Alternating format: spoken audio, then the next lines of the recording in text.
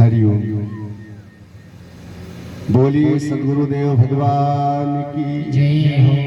चाहे एक बार जोर से बोले, बोलिए नंद के लाला की जय हो।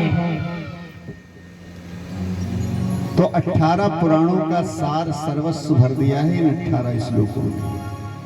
या ऐसा मान लीजिए भागवत जी में 18,000 श्लोक हैं, तो 18,000 श्लोकों का सार सब इन 18 श्लोकों में सुखदेव जी ने भर दिया है। इतने भाव से 18 श्लोकों में भगवान कृष्ण के जन्मोत्सव का वर्णन किया है। अगर एक एक श्लोक का भाव बताया जाए विस्तृत, तो 18 श्लोकों के भाव में ही 7 दिन पूरे हो जाएंगे। इतने सुंदर भाव भर दिया है सुखदेव जी। लेकिन आए थोड़ा बहुत हम सब लोग भाव से स्मरण करते हैं। कृष्ण के जन्मोत्सव का आनंद मनाते हुए सुखदेव जी कहते हैं, नंदस्त्वात्मज उत्पन्नी जाता हलादो महामना। नंदस्त्वात्मज उत्पन्नी जाता हलादो महा। आहूय विज्ञान वेद ज्ञान स्मार्ता शुचि कहा।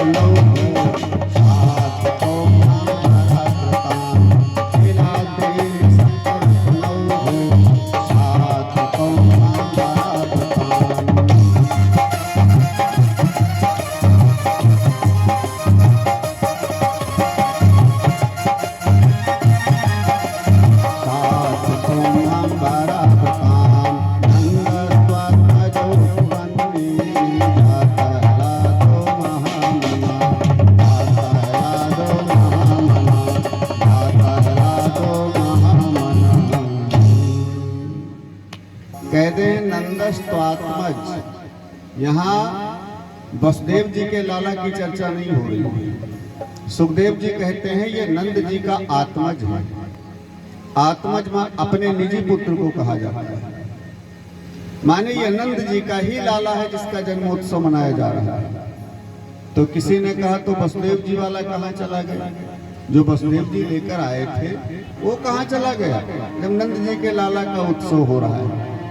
तो सुखदेव जी ने कहा कि यशोदा मैया ने मिथुन संतान को जन्म दिया था। माने 2 संतानों को जन्म दिया था, एक लड़का एक लड़की।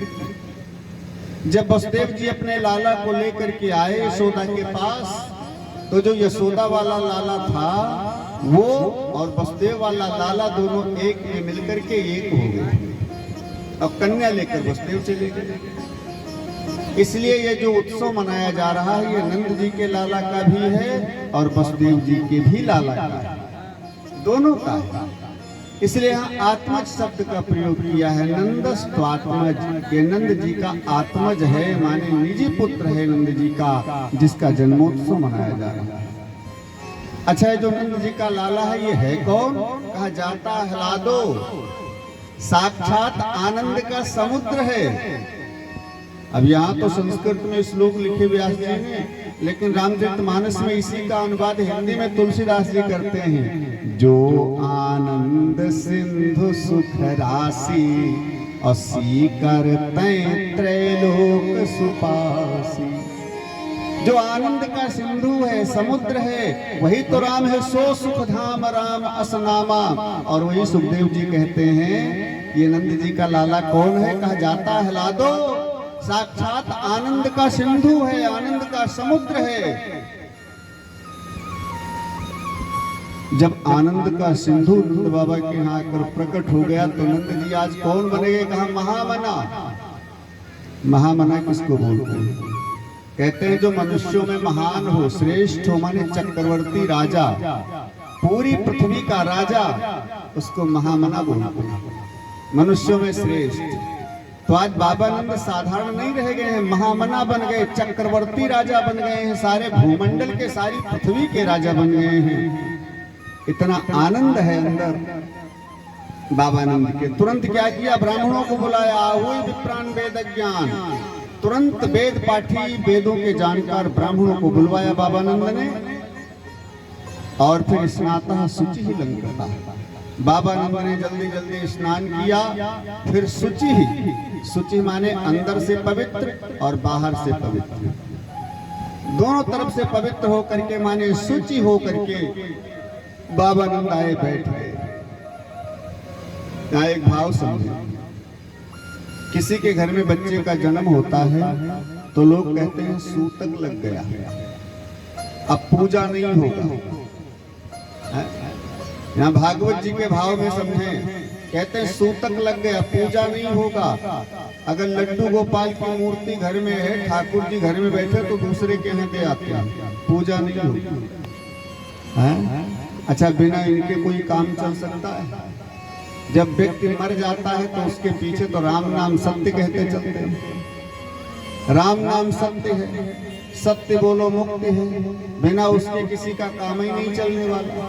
बाबा नंद के यहाँ लड़का हुआ है और यहाँ ब्राह्मणों को बुला करके बाबा नंद नहा धो करके पूजन करवाने जा रहे हैं। कार्यामास विधिवत, विधि विधान से पूजन करवाया। किसकी? पितृ देवार्चनम तथा, पितरों की और देवताओं।